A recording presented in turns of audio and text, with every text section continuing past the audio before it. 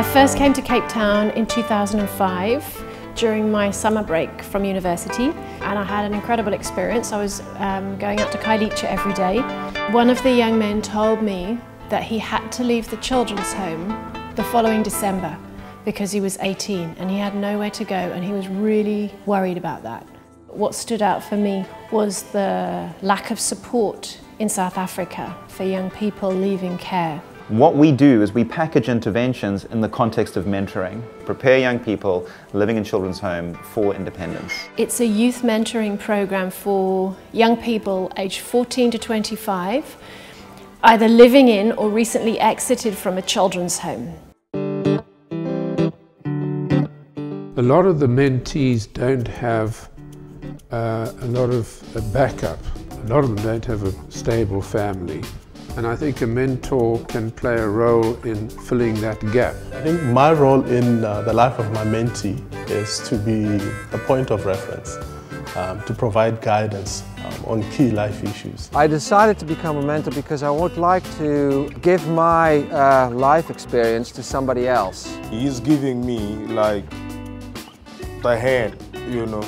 Like, if you want to walk, we can take a walk. It's your choice. You know, he's not gonna drag me, you know, like, all right, let's go walk. No. You know, he's just putting his hand out there. If I want to reach for it, it's my choice. I'm someone there for her that she can turn to if she's got any issues. My mentors has played that role of being a mother and also a friend, not someone to judge me or anything, but to help me with my career and also my plans in life. It's so important because some of the children, they don't know why they are here. They think this is the end of the road. It's really important that the young women here have positive female role models, that the young men have positive male role models. The average age of the young people in our program is 16, though each year about 25% are turning 18 and above. We give priority to the older youth because typically they're the ones that are about to leave the children's home sooner. The experience was very tough in the beginning because she was a very inhibited young lady. She was very sad looking always. Having a friend next to you, having someone you can trust, someone who can share everything that goes through your mind, everything that is actually troubling you. It's like transparency, which means between the mentor and the mentee there is no secrets. It's a bit more daunting helping one person because you feel a lot of responsibility. It's like we're sharing like personal things, you know. Some things that you can't even talk to your friends about. South Africa is one of the most unequal places on earth, and that inequality isn't just due to wealth, it's also due to the networks of introduction, the opportunities that come through social capital. And what we've got is a situation where young people are in care and have very, very little access to introductions in all sorts of areas. Once we put them in touch with a mentor, suddenly those networks become available. And that's where we see this reduction in inequality by reducing the social inequality. If a young person joins our program and says, I want to be a pilot, I want to be a doctor, we encourage them with their mentors to go and explore that. He's very much into photography, and I thought it would be a very nice opportunity for him to see what's going on a film set. Because Zipa is passionate about acting, I thought it would be a good idea to see how productions are, put together. So I invited her to join me and Janice Honeyman at Artscape to sit in and watch one of her productions and ask her questions. Well, I think I've been very fortunate because he is a particularly outstanding person, and we've always had a very good relationship. Oh, I've been blessed to meet Mr. Tony because he actually pushed me forward. And yeah, I think if I couldn't meet him in that time, yeah, my life couldn't be the same. It's very important for these guys to have somebody that can talk to learn to trust people again. Me, I see him as a father figure, you know. It's a bit arrogant to say that I want to try and help somebody else, but in a small way I can make a difference. We've experienced, some difficulties in our lives.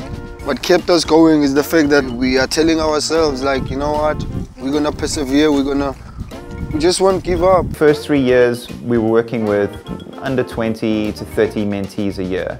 Now we're working with up to 100 a year, and that's really been the case for the last 2 years. They've got people at different levels providing a lot of support not only to the mentees but to the mentors as well. So they're not just matched and off they go, there's constant support from us. We're always at the end of the phone. We have a social worker on our staff.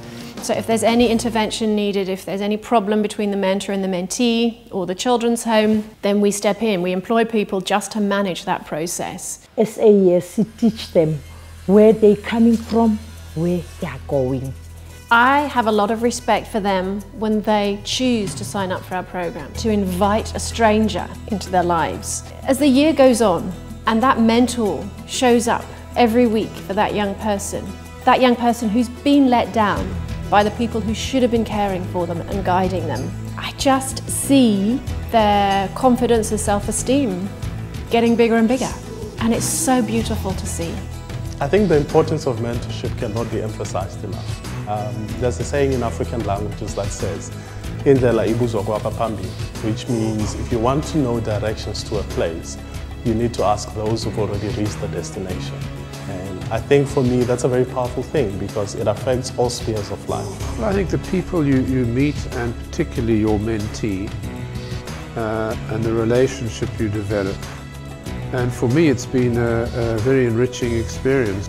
It does a lot of good to me to see how Patrick grows, how he's picking up things that we talk about and how he's, well, in small things he's changing, and that to me gives a lot of energy to go on with this. Particularly in the South African context, when there are diverse views of people, of race, of gender, there's a whole range of diverse views, and if you can pull things together and two people can get on as two human beings, I think it makes a difference. Like I always say, I can forget to wear my pains, but not forget Tony what he have done. So I'm not sure whether he knows to what extent I admire what how he has dealt with lots of difficulties. She's just such a beautiful person herself, and I'm very, very, very proud of her for what she's done and how far she's gone, and she's going to go even further. I've said thank you so many times, and I don't know how I would basically say thank you in I don't know what way, but then I love you so much. To all the youngsters actually who went through what I went through, who think they're not important in life and who always think of ending up their life, is that there is always an opportunity, and opportunities always comes. One door closes and the other one opens. There is a word which they use, supercalifragilisticexpialidocious. I can describe it in that way.